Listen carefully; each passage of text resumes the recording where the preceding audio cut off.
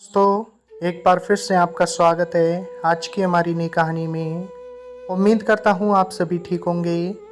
ये कहानी एक गरीब किसान की है जो कि बहुत ही ज़्यादा गरीब होता है, साथ ही बहुत मेहनती भी होता है।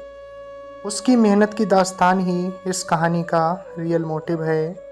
तो चलिए हम आपको इस किसान की मेहनत और ईमानदारी को लेकर पूरी जानकारी देने वाले हैं। दोस्तों, कहानी बहुत इमोशनल होने वाली है, कहानी को लास्ट तक देखना है। चलिए कहानी को स्टार्ट करते हैं। ये बात कई साल पुरानी है। किसी राज्य में एक राजा हुआ करता था।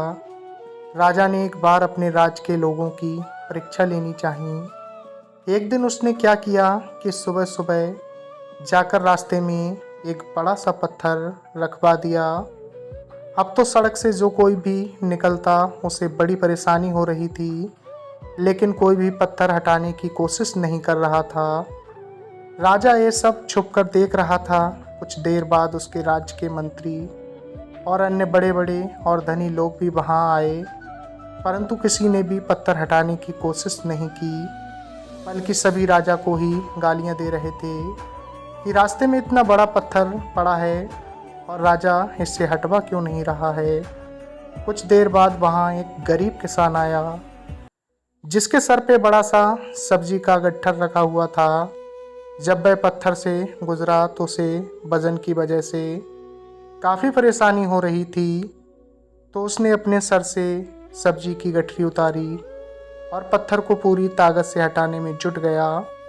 वो पत्थर बहुत बड़ा था, लेकिन किसान ने हार नहीं मानी और कुछ ही देर में रास्ते से पत्थर हटा दिया।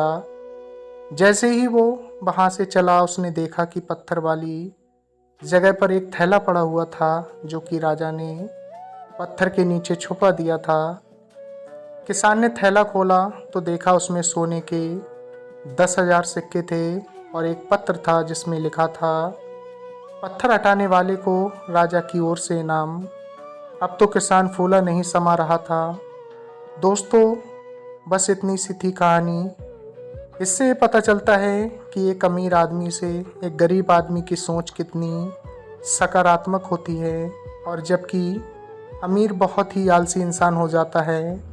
तो दोस्तों, गरीब किसान ने अपनी मेहनत को ना देखते हुए और लोगों की रास्ता निकलने की परेशानी को देखते हुए उस पत्थर को हटा दिया और इनाम में 10,000 सिक्के मिले।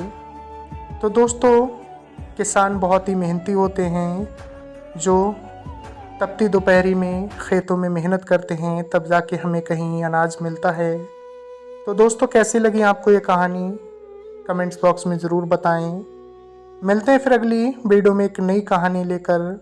आपने अपना कीमती वक्त दिया, तब तक के लिए धन्यवाद।